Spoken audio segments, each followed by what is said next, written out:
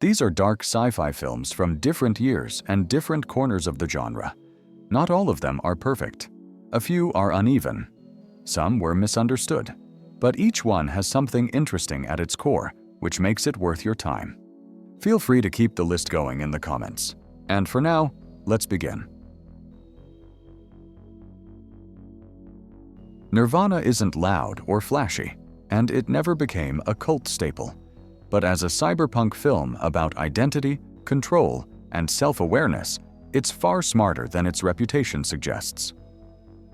The film is set sometime in the future, in a place called the Northern Agglomerate. Christopher Lambert plays Jimmy, a video game designer who discovers that Solo, the main character of his virtual reality game Nirvana, has become self-aware. Because of a computer virus, Solo can see beyond the game world. He understands what he is, and he asks Jimmy for one thing: to delete him. To make that happen, Jimmy has to erase the game from the servers of his employer, Okasama Star, before it's commercially released. His search takes him from a corporate-controlled future city to Marrakesh, where he looks for a hacker known as Joystick, and later into the darker corners of Bombay City. At the same time, he's following the trail of his missing girlfriend while being pursued by Okasama Star's people. At first glance, Nirvana looks like a typical low-budget sci-fi film from the late 90s, which is partly why it's striking how thoughtful and confident it actually is. The idea of a virtual reality character becoming self-aware wasn't new even then, but Nirvana handles it in a more interesting way than most. Possessor is a dark body horror sci-fi from Brandon Cronenberg, the son of David Cronenberg. And yes, you can feel that legacy, but it never feels like a carbon copy. The film follows an assassin who can transfer her consciousness into other people's bodies to carry out hits. She takes control, commits the murder through someone else, and then returns to her own life. Technically, it's not her body doing it, so she gets to live without consequences. Or at least, that's what she tells herself.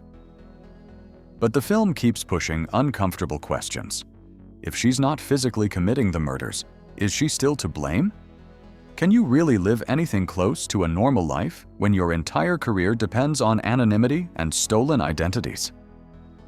Cronenberg plays with ideas of morality and humanity throughout. He asks big questions. Maybe he could have gone even further in some places. Still, the vision is clear, controlled, and easy to respect.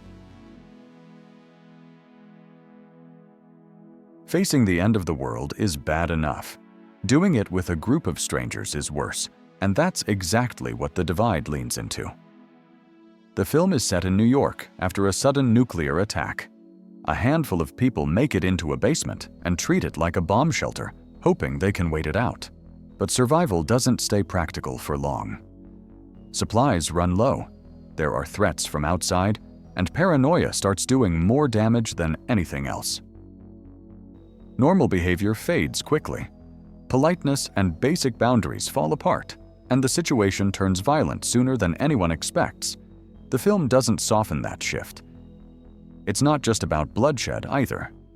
The movie plays like a psychological thriller where people start breaking down under pressure and fear.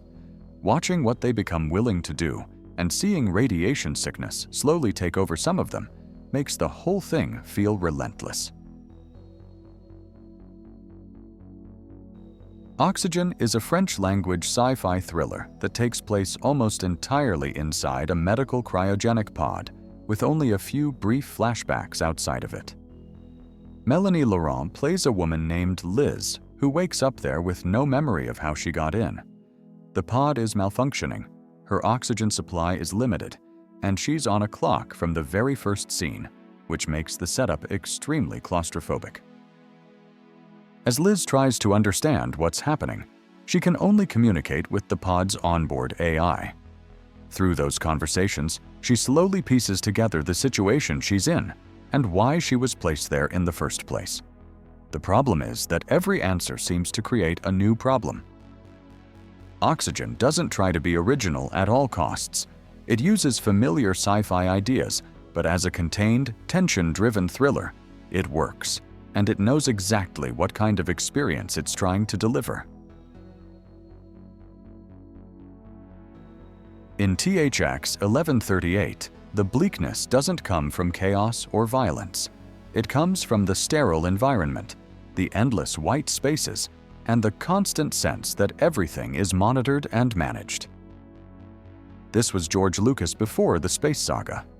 Most cinephiles know the title, but next to the cultural weight of Star Wars, it almost disappears. The film follows Robert Duvall as THX, a man living in an underground society where sex and reproduction are outlawed, and psychoactive drugs keep the population compliant. When he stops taking them, emotions return.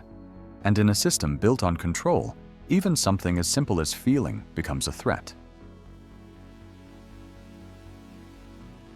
In 1982, audiences got E.T., Spielberg's warm, family-friendly alien story. A year later, in 1983, they got Xtro, a nasty, bleak British sci-fi nightmare. Roger Ebert called it ugly, mean-spirited, despairing, and overall, he wasn't wrong. The film opens with Sam Phillips being abducted by a UFO. 3 years later, the UFO returns, and an alien creature emerges. That creature impregnates a woman, and overnight, she gives birth to a fully grown Sam. He goes back home to his wife, Rachel, who has since moved in with another man. But something about Sam isn't right. His behavior feels off, almost inhuman. After he kisses his son Tony on the neck, Tony begins developing strange abilities of his own. He can mentally enlarge his toys and use them to kill people. The concept is fairly thin and mostly serves as an excuse to stage increasingly outlandish set pieces, but that doesn't stop the film from working. The atmosphere is ugly and oppressive, helped along by an atonal electronic score the director once described as screaming synthesizers. Somehow, it all turns into something oddly impressive. The Hidden is a 1987 cop action film, and the title turned out to be a little too accurate. It has a strong cast and a great hook, but it still ended up getting overlooked. Kyle MacLachlan stars as an FBI agent, and this is very much not a Dale Cooper type of role. The story follows two law enforcement guys as they try to stop a body-hopping alien parasite in Los Angeles. The parasite takes over a person, pushes them into violent rampages, and then jumps to a new host before anyone can catch it. The film keeps the pressure on. It's gory when it wants to be, it's tense when it needs to be, and it throws in a couple of solid car chases along the way. It's one of those movies that works across genres, so if you like action, thrillers, horror, or sci-fi, it's an easy recommendation. Saturn III stars Kirk Douglas and Farrah Fawcett, with a fairly noticeable age gap, but alright, as a couple living at a remote research station near Saturn. The station provides everything they need, and for a while it really does feel like a peaceful place. They're comfortable there, and they seem content enough not to want anything else. That changes when Benson arrives, played by Harvey Keitel. Almost immediately, something feels off. He's unstable, aggressive, and he doesn't come alone. With him is a robot called Hector. Hector belongs to what the film calls the demigod series, machines that can connect directly to the human brain. Once Hector is activated, his actions are driven by Benson's thoughts.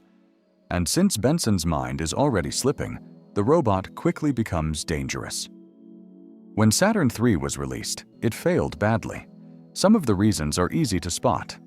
The budget limitations show, and the performances don't always line up. There were issues behind the scenes as well. Director Stanley Donen disliked Harvey Keitel's Brooklyn accent and had it dubbed over later by another actor, which adds to the slightly uneven feel of the finished film. Still, Saturn III gets one major thing right, and that's Hector. The idea of a machine being controlled directly by a disturbed mind works here, and the film actually leans into it instead of wasting it. In the end, there's enough atmosphere to make Saturn III worth another look. Now we're moving to two more familiar titles. Both have built a cult following over time, but they still deserve more recognition than they usually get. The first is Sunshine. The story follows a crew of scientists sent into space to reignite the dying sun and save life on Earth.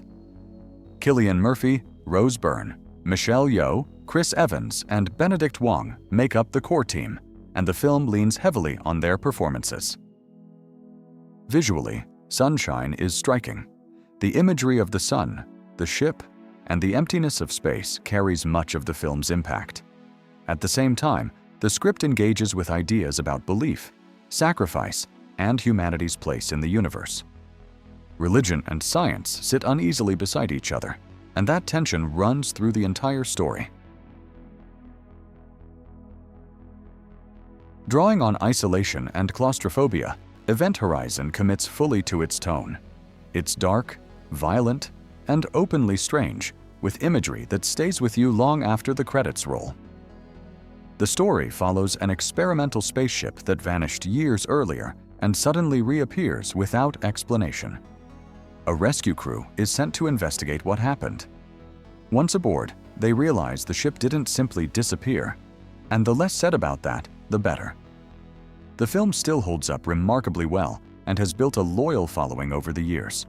But at the time of its release, Event Horizon was a commercial and critical failure, weighed down by a troubled production and heavy studio interference.